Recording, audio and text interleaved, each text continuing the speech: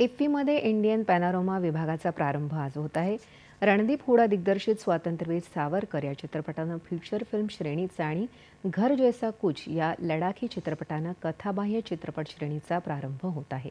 या विभागासाठी 25 feature films तर 21 कथाबाह्य चित्रपटांची निवड करण्यात आली आहे.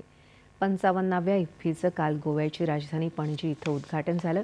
भारताचा सांस्कृतिक समन्वय आणि विविधतेचे दर्शन घडवणाऱ्या विविधरंगी सांस्कृतिक कार्यक्रमांनी या सोहळ्याचा आनंद द्विगुणित केला. या उद्घाटन समारंभासाठी कलाक्षेत्रातले अनेक दिग्गज उपस्थित होते. केंद्रीय माहिती आणि प्रसारण मंत्री अश्विनी वैष्णव यांनी इफ्फीच्या दिमागदार उद्घाटन समारंभाला व्हिडिओ संदेशाद्वारे संबोधित केलं. भारताचं सर्जनशील आशय निर्मिती क्षेत्र हे तंत्रज्ञानाचं एकात्मीकरण आणि सर्जनशील निर्मात्यांच्या मजबूत परिसंस्थेच्या विकासासह भरभराट करत राहील. तंत्रज्ञानाचं एकात्मीकरण आणि सर्जनशील निर्मात्यांच्या मजबूत परिसंस्थेच्या विकासासह भारताचं सर्जनशील क्षेत्र भरभराट करत राहील असा विश्वास त्यांनी व्यक्त केला.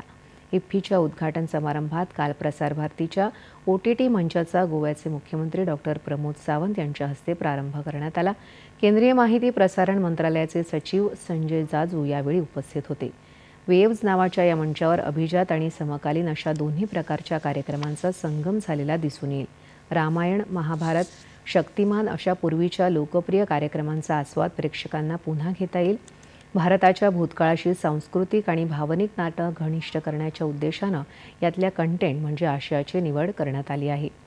वेव्ज या मंचावर विविध भाषांमधल्या वाहिन्यांवरच्या बातम्यांबरोबरच मनोरंजन, चित्रपट, दूरचित्रवाणीवरचे कार्यक्रम आणि खेळ असा वैविध्यपूर्ण आणि मुख्यत्वे संपूर्ण कुटुंबाला एकत्रितपणे बघता येईल असा कंटेंट उपलब्ध असेल.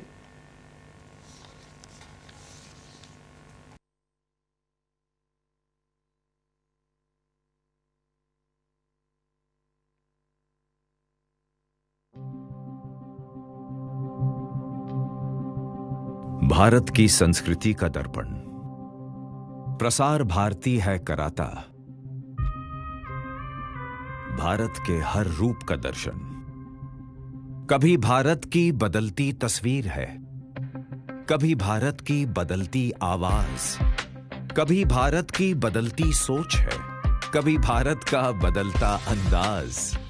प्रसार भारती भारत का आने वाला कल है प्रसार भारती भारत का बदलता आज.